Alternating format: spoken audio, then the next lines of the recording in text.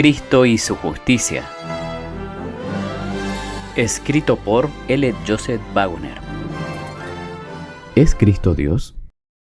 A Cristo se le llama Dios en muchos lugares de la Biblia. Declara el salmista: el Dios de dioses, el eterno Jehová, habla y convoca la tierra desde el nacimiento del sol hasta donde se pone. Desde Sión, dechando su hermosura, resplandece Dios. Vendrá nuestro Dios y no callará. Fuego consumirá delante de él y una poderosa tempestad lo rodeará. Convocará a los altos cielos y la tierra para juzgar a su pueblo.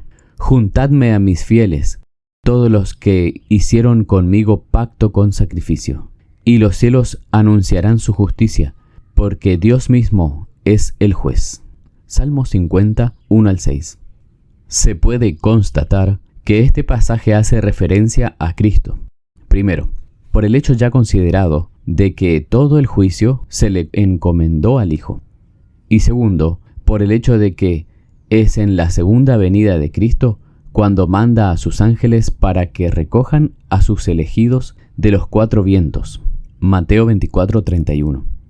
Vendrá nuestro Dios y no callará, no lo hará. Al contrario, cuando el Señor mismo descienda del cielo, será con aclamación y con voz de arcángel y con trompeta de Dios. Primera de Tesalonicenses 4:16. Esta aclamación será la voz del Hijo de Dios, que será oída por todos aquellos que están en el sepulcro, haciéndoles salir de él. Juan 5:28 y 29. Juntamente con los justos vivos, serán llevados a encontrar al Señor en el aire para estar siempre con Él, y eso constituirá nuestra reunión con Él. Segunda de Tesalonicenses 2:1. Comparar con Salmo 55, Mateo 24:31 y Primera de Tesalonicenses 4:16. Fuego consumirá delante de Él, y una poderosa tempestad lo rodeará. Porque cuando el Señor Jesús se manifieste, desde el cielo con sus ángeles poderosos, lo hará en llama de fuego para dar la retribución a los que no conocieron a Dios, ni obedecen al Evangelio de nuestro Señor Jesucristo. Segunda de Tesalonicenses 1:8. Por eso, sabemos que el Salmo 50, 1-6, es una descripción vívida de la segunda venida de Cristo para la salvación de su pueblo. Cuando Él venga, será como Dios poderoso. Comparar con Habacuc 3. Uno de los títulos legítimos de Cristo es Dios poderoso. Mucho antes del primer advenimiento de Cristo, el profeta Isaías habló estas palabras para confortar a Israel. Porque un niño nos es nacido, hijo nos es dado, y el gobierno estará sobre su hombro. Será llamado admirable, consejero, Dios poderoso, Padre eterno, príncipe de paz. Isaías 9:6. Estas no son simplemente palabras de Isaías, sino del Espíritu de Dios. Dios, en alusión directa al Hijo, lo llama por el mismo título. En el Salmo 45:6 leemos estas palabras: Tu trono, oh Dios, es eterno y para siempre. Cetro de justicia es el cetro de tu reino. El lector casual pudiera tomar esto como la simple alabanza del salmista, pero en el Nuevo Testamento encontramos que es mucho más que eso.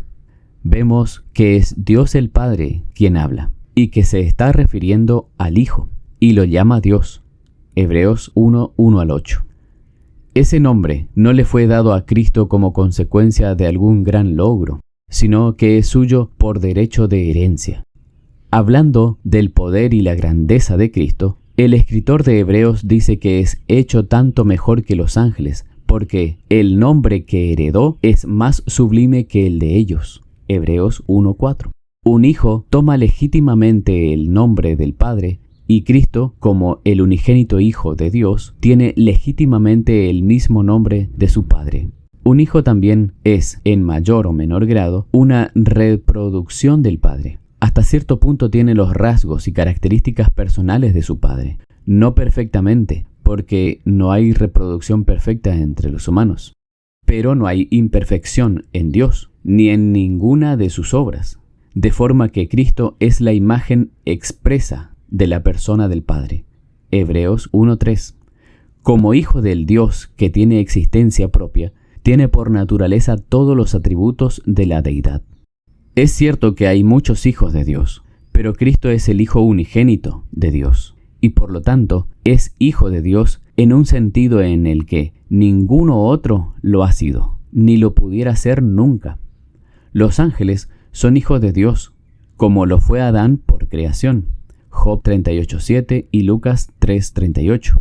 Los cristianos son hijos de Dios por adopción, Romanos 8:14 y 15. Pero Cristo es el Hijo de Dios por nacimiento.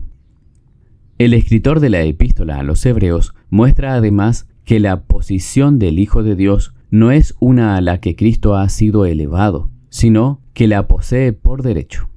Dice que Moisés fue fiel en toda la casa de Dios como un siervo, y Cristo, como Hijo, es fiel sobre la casa de Dios. Hebreos 3:6. Y también afirma que Cristo es el constructor de la casa. Versículo 3. Es Él quien construye el templo del Señor y lleva la gloria. Zacarías 6:12 y 13. El propio Cristo enseñó de la forma más enfática que Él es Dios. Cuando el joven rico le preguntó, Maestro bueno, ¿qué debo hacer para heredar la vida eterna? Jesús, antes de contestar la pregunta, le dijo, ¿por qué me llamas bueno? No hay sino uno solo bueno, esto es Dios. Marcos 10:17 y 18. ¿Qué quiso decir Jesús con esas palabras? ¿Quiso desmentir el epíteto que el joven rico le dedicó? ¿Pretendió insinuar que él no era realmente bueno? ¿Fue un mero despliegue de modestia? De ninguna manera, porque Cristo era absolutamente bueno. A los judíos, quienes constantemente lo observaban para descubrir algún punto en donde poder acusarlo, les dijo audazmente, ¿quién de vosotros me halla culpable de pecado? En toda la nación judía no se encontraba un solo hombre que lo hubiera visto hacer algo o pronunciar alguna palabra que tuviera siquiera la apariencia de maldad. Y aquellos que estaban determinados a condenarlo solo pudieron hacerlo empleando testigos falsos contra él. Pedro afirma que no cometió pecado, ni fue hallado engaño en su boca. Pablo declara que no conoció pecado, 2 Corintios 5:21.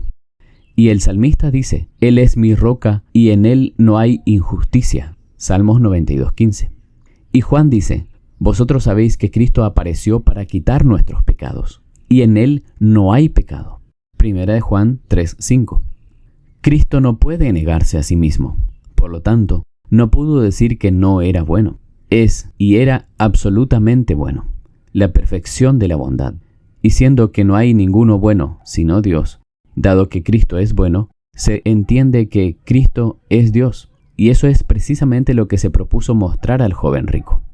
Eso fue también lo que manifestó a sus discípulos. Cuando Felipe le dijo a Jesús, muéstranos al Padre y nos basta, Jesús le dijo, ¿tanto tiempo hace que estoy con ustedes y no me has conocido, Felipe? El que me ha visto a mí, ha visto al Padre. ¿Cómo dices, muéstranos al Padre? Juan 14:8 y 9. Esto tiene una misma contundencia que la declaración, yo y el Padre, uno somos. Juan 10:30. Tan completamente era Cristo Dios, incluso estando todavía aquí entre los hombres, que cuando le pidieron que mostrara al Padre, le bastó decir, miradme a mí. Y eso trae a la mente aquella frase con la que el Padre introduce al unigénito. Adórenle todos los ángeles de Dios. Hebreos 1:6. Cristo era digno de homenaje, no solo cuando estaba compartiendo la gloria del Padre antes de que el mundo fuera. Cuando se hizo un bebé en Belén, también entonces se ordenó a todos los ángeles de Dios que lo adoraran. Los judíos no malinterpretaron la enseñanza de Cristo acerca de sí mismo. Cuando afirmó que era uno con el Padre, los judíos tomaron piedras para apedrearlo. Y cuando les preguntó por cuál de sus buenas obras lo querían apedrear, contestaron, no queremos apedrearte por buena obra, sino por la blasfemia, porque tú, siendo hombre, te haces Dios. Juan 10:33. Si él hubiera sido lo que ellos consideraban un simple hombre, sus palabras hubieran sido en verdad blasfemia, pero era Dios, era el Hijo de Dios.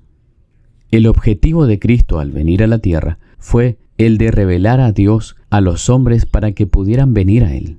Por eso dice el apóstol Pablo que Dios estaba en Cristo reconciliando consigo al mundo.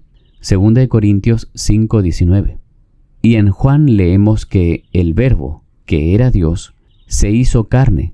Juan 1:1 y 14.